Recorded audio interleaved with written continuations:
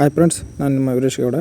ಇಂದು ನಾನು ಯುವ ನಿಧಿ ಮಾಸಿಕ ಘೋಷಣೆಯನ್ನು ಯಾವ ಥರ ಮಾಡೋದು ಅಂತೇಳಿ ಈ ವಿಡಿಯೋದಲ್ಲಿ ತಿಳಿಸ್ಕೊಡ್ತಾ ಹೋಗ್ತೀನಿ. ಮೊದಲನೇದಾಗಿ ಇಲ್ಲಿ ಕ್ರೋಮ್ ಬ್ರೌಸರ್ನ ಓಪನ್ ಮಾಡ್ಕೊಳ್ಬೇಕಾಗುತ್ತದೆ. ಓಪನ್ ಮಾಡ್ಕೊಂಡ ನಂತರ ಇಲ್ಲಿ ಸೇವಾ ಸಿಂಧು ಅಂತೇಳಿ ಸರ್ಚ್ ಮಾಡಬೇಕಾಗುತ್ತದೆ. ಸರ್ಚ್ ಮಾಡಿದ ನಂತರ ಒಂದು ಸೇವಾ ಸಿಂಧು ಪೋರ್ಟಲ್ ಓಪನ್ ಆಗುತ್ತೆ. ಈ ಸೇವಾ ಸಿಂಧು ಪೋರ್ಟಲ್ ಮೇಲೆ ಕ್ಲಿಕ್ ಮಾಡಿದ ನಂತರ ಒಂದು ಲಾಗಿನ್ ಪೇಜ್ ಓಪನ್ ಆಗುತ್ತೆ. ಆ ಲಾಗಿನ್ ಪೇಜಲ್ಲಿ ನಿಮ್ಮ ಮೊಬೈಲ್ ನಂಬರ್ ಮತ್ತು ಪಾಸ್ವರ್ಡನ್ನು ಎಂಟ್ರಿ ಮಾಡಿ ಲಾಗಿನ್ ಆಗಬೇಕಾಗುತ್ತದೆ. ಇಲ್ಲಿ ಪಾಸ್ವರ್ಡ್ ಇಲ್ಲದೆ ಇದ್ದರೆ ನನಗೆ ಮೊಬೈಲ್ OTP ಪಡೆದು ಕೂಡ ಲಾಗಿನ್ ಆಗ್ಬೋದಾಗುತ್ತೆ. ನಾನು ಯಾವ ಥರ ಯಾವ ಥರ ಪಾಸ್ವರ್ಡನ್ನು ರಿಕವರಿ ಮಾಡೋದು ಮತ್ತು ಪಾಸ್ವರ್ಡ್ ಯಾವ ಥರ ಕ್ರಿಯೇಟ್ ಮಾಡೋದು ಅಂತೇಳಿ ತಿಳಿಸ್ಕೊಡ್ತಾ ಹೋಗ್ತಿದ್ದೀನಿ. ನೀವೇನಾದರೂ ಇನ್ನೂ ನಮ್ಮ ಯೂಟ್ಯೂಬ್ ಚಾನಲ್ ಸಬ್ಸ್ಕ್ರೈಬ್ ಮಾಡಿಲ್ಲ ಅಂದರೆ ಈ ಕೂಡಲೇ ಕೆಳಗಡೆ ಕಾಣಿಸ್ತಕ್ಕಂಥ ಸಬ್ಸ್ಕ್ರೈಬ್ ಬಟನ್ ಮೇಲೆ ಕ್ಲಿಕ್ ಮಾಡಿಕೊಂಡು, ಹಾಗೆ ಪಕ್ಕದಲ್ಲಿ ಬೆಲ್ ಐಕಾನ್ ಕಾಣಿಸ್ತಾ ಇದೆಯಲ್ಲ ಅದರ ಮೇಲೆ ಕ್ಲಿಕ್ ಮಾಡಿಕೊಂಡ್ರೆ ನಾವು ಮಾಡೋ ಪ್ರತಿಯೊಂದು ವಿಡಿಯೋಗಳ ಮೇಲೆ ನೋಟಿಫಿಕೇಷನ್ ಸಿಗ್ತಾ ಹೋಗ್ತೇವೆ. ಇಲ್ಲಿ ಈಗ ನಾನು ವಿಡಿಯೋದಲ್ಲಿ OTP ಮೇಲೆ ಕ್ಲಿಕ್ ಮಾಡಿದ್ದೀನಿ. OTP ಮೊಬೈಲ್ ನಂಬರ್ಗೆ ಹೋಗಿರ್ತದೆ. ಕೆಲವೊಂದು ಬರೀ OTP ಬರದೇ ಇದ್ದ ಕಾರಣ ಏನು ಮಾಡಬೇಕಾಗುತ್ತೆ ಅಂದರೆ, ನಿಮ್ಮ ಏನಾದರೂ ಹಳೆ ಪಾಸ್ವರ್ಡ್ ಏನಾದರೂ ಇರುತ್ತಲ್ಲ, ಆ ಪಾಸ್ವರ್ಡನ್ನು ಕ್ರಿಯೇಟ್ ಮಾಡ್ಕೊಂಡ್ರೆ ನೆನಪಿದ್ರೆ ನನಗೆ ಆ ಪಾಸ್ವರ್ಡನ್ನು ಎಂಟ್ರಿ ಮಾಡಿ ನೀವು ಲಾಗಿನ್ ಆಗ್ಬೋದು. ನಾನು ಇಲ್ಲಿ ಕ್ಯಾಪ್ಚರ್ ಕೋಡ್ನ ಎಂಟ್ರಿ ಮಾಡಿಕೊಂಡು ಸ್ವಲ್ಪ ವೇಟ್ ಮಾಡ್ತಾಯಿದ್ದೀನಿ OTPಗೋಸ್ಕರ.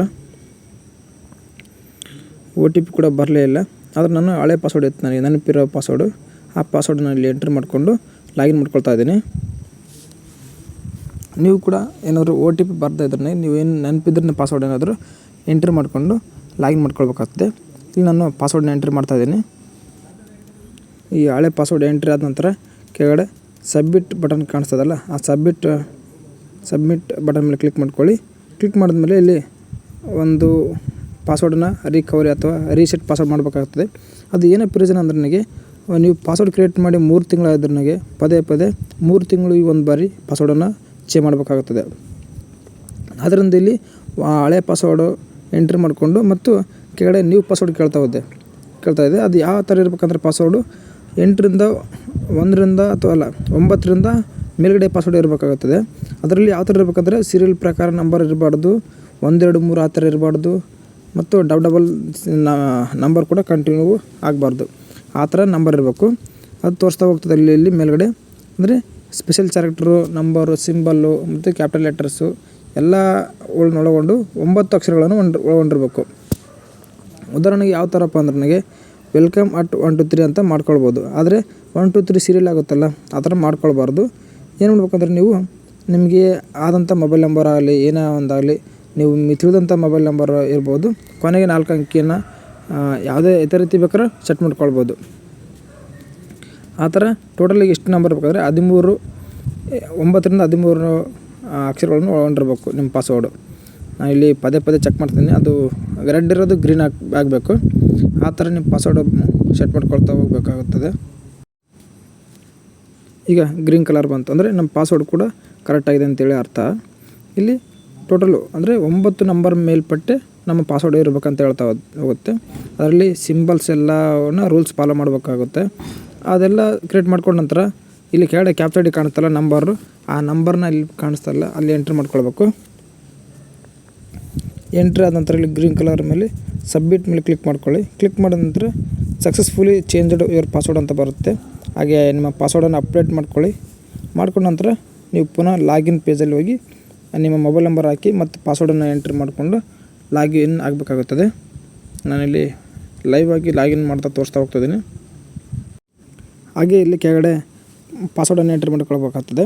ಆದರೆ ನಾವು ಇಲ್ಲಿ ಆಲ್ರೆಡಿ ಪಾಸ್ವರ್ಡ್ ಕ್ರಿಯೇಟ್ ಮಾಡಿದ್ವಲ್ಲ, ಅದೇ ಪಾಸ್ವರ್ಡನ್ನು ಎಂಟ್ರಿ ಮಾಡಿಕೊಂಡು ಕೆಳಗಡೆ ಕಾಣಿಸ್ತಕ್ಕಂಥ ಕ್ಯಾಪ್ಚರ್ ಐಡಿನ ಕೂಡ ಎಂಟ್ರಿ ಮಾಡಿಕೊಂಡು ಸಬ್ಮಿಟ್ ಮೇಲೆ ಕ್ಲಿಕ್ ಮಾಡಿದರೆ ನಮ್ಮದು ಒಂದು ಲಾಗಿನ್ ಸಕ್ಸಸ್ಫುಲ್ಲಾಗಿ ಕಂಪ್ಲೀಟ್ ಆಗುತ್ತೆ. ಈಗ ಸೇವಾ ಸಿಂಧು ಲಾಗಿನ್ ಓಪನ್ ಆಯಿತು.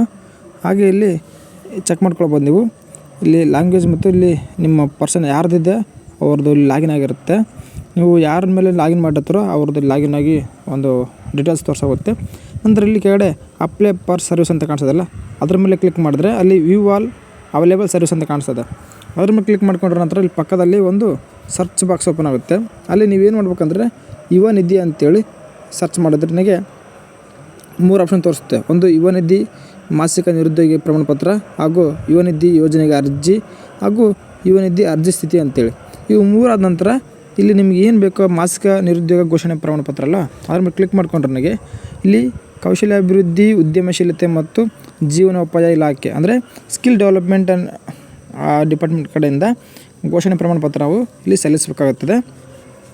ನಂತರ ಇಲ್ಲಿ ಕೇಳುತ್ತೆ ಆಧಾರ್ ಸಂಖ್ಯೆ ಅಂದರೆ ಅರ್ಜಿದಾರರ ವಿವರಗಳಲ್ಲಿ ಆಧಾರ್ ಸಂಖ್ಯೆನ ಎಂಟ್ರಿ ಮಾಡ್ಕೊಳ್ಬೇಕಾಗತ್ತೆ.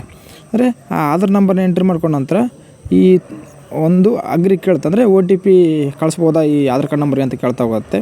ಅಗ್ರಿ ಅಂತ ಕೊಡಿ. ಆದ ನಂತರ ನಿಮ್ಮ ಆಧಾರ್ ಕಾರ್ಡ್ ಯಾವ ಮೊಬೈಲ್ ಲಿಂಕ್ ಆಗುತ್ತೆ ಆ ನಂಬರ್ಗೆ ಒಂದು OTP ಬರುತ್ತೆ. ಆ ಬಂದಂಥ OTP ನೀವು ಇಲ್ಲಿ ಎಂಟ್ರಿ ಮಾಡಿಕೊಂಡು ವ್ಯಾಲಿಡೇಟ್ ಮೇಲೆ ಕ್ಲಿಕ್ ಮಾಡೋದು ನನಗೆ ಡೀಟೇಲ್ಸ್ ಎಲ್ಲ ಕಂಪ್ಲೀಟಾಗಿ ಶೋ ಆಗುತ್ತೆ. ನಂತರ ಇಲ್ಲಿ ಕೆಳಗಡೆ ತೋರಿಸ್ತಾ ಹೋಗುತ್ತೆ. ಅಂದರೆ ನೀವು ಸಲ್ಲಿಸಿದ ಡೀಟೇಲ್ಸ್ ಎಲ್ಲ ಸರಿಯಾಗಿದೆಯೇ ಯಾವುದು ಅಂತಂದೇಳಿ ಕ್ಲಿಕ್ ಮಾಡಬೇಕು.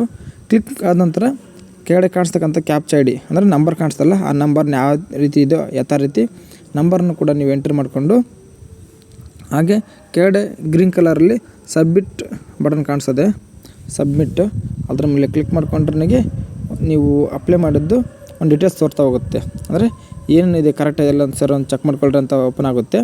ನೋಡ್ಕೊಳ್ರಿ ಒಂದು ಸರಿ ನಿಮ್ಮ ಡೀಟೇಲ್ಸ್ ಎಲ್ಲ ಕರೆಕ್ಟಾಗಿದೆ ಅದನ್ನು ನೋಡಿಕೊಂಡು ಇಲ್ಲಿ ಕೆಳಗಡೆ ಇನ್ನೊಂದು ಸಬ್ಮಿಟ್ ಬಟನ್ ತೋರಿಸುತ್ತೆ. ಅದ್ರ ಮೇಲೆ ಕ್ಲಿಕ್ ಮಾಡ್ಕೊಂಡ್ರೆ ನನಗೆ ನೀವು ಸ್ವಯಂ ಘೋಷಣಾ ಪ್ರಮಾಣ ಪತ್ರವನ್ನು ಸಂಪೂರ್ಣವಾಗಿ ಅಪ್ಲೋಡ್ ಅಥವಾ ಸಬ್ಮಿಟ್ ಮಾಡಿದ್ರಿ ಅಂತೇಳಿ ತೋರಿಸುತ್ತೆ. ನಿಮಗೆ ಬೇಕಾದ್ರೆ ಇಲ್ಲಿ ಒಂದು PDF ಅಥವಾ ಓಪನ್ ಆಗುತ್ತೆ. ಅದನ್ನ ಪ್ರಿಂಟ್ ಅಥವಾ ಎಕ್ಸ್ಪೋರ್ಟ್ ಟು PDF ಅದೆಲ್ಲ ಅದ್ರ ಮೇಲೆ ಕ್ಲಿಕ್ ಮಾಡ್ಕೊಂಡ್ರೆ ಒಂದು PDF ಆಟೋಮೆಟಿಕಾಗಿ ಡೌನ್ಲೋಡ್ ಆಗಿ ಓಪನ್ ಆಗುತ್ತೆ. ಕ್ಲಿಕ್ ಮಾಡ್ಕೊಂಡು ನೋಡ್ಕೊಳ್ಳಿ. ನೀವು ಯಾರ ಹೆಸರು ಮೇಲೆ ಅಪ್ಲೈ ಮಾಡಿರ್ತೀರೋ ಅವ್ರದ್ದು ಪೂರ್ತಿ ಇಲ್ಲಿ ತೋರಿಸ್ತಾ ಹೋಗುತ್ತೆ. ಸ್ವೀಕೃತಿ ಅದನ್ನು ನೀವು ಎಲ್ಲಿಗೆ ಕೊಡೋದು ಅವಶ್ಯಕತೆ ಇರೋದಿಲ್ಲ, ಅಂದರೆ ನಿಮ್ಮ ಹತ್ರನೇ ಇಟ್ಕೊಳ್ಳಿ.